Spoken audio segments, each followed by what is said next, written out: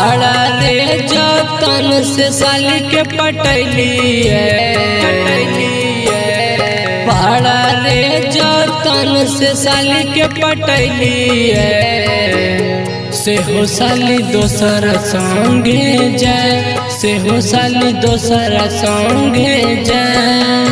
अहो ना जाने कैसे हम लोग भैली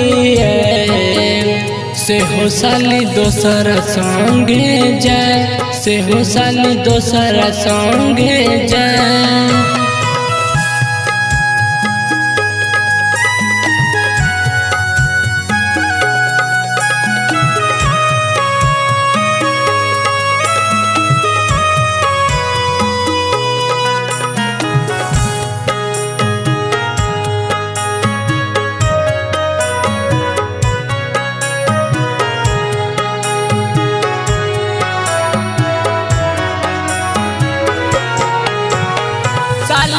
खातिर हो भैया की न कैलिए घरवा के लोगवा से हम केतना बात सुनलिए ओकरे चलते देहिया हमर गलल जाए ओकरे चलते देहिया हमर गलल जाए।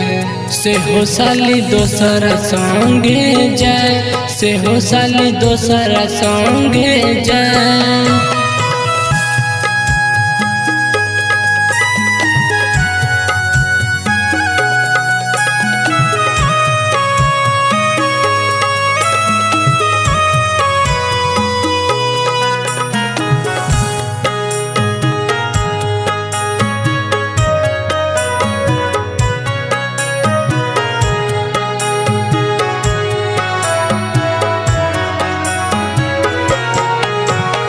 रात भर जागी जागी करहल बतिया सुतलो में याद आवे ओकर सूरतिया दिलवा से साली देश के गेले भुला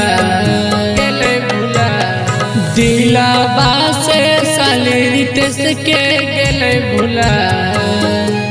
से हो साली शिवम संगे जाए से हो साली बिट्टू संगे जाए।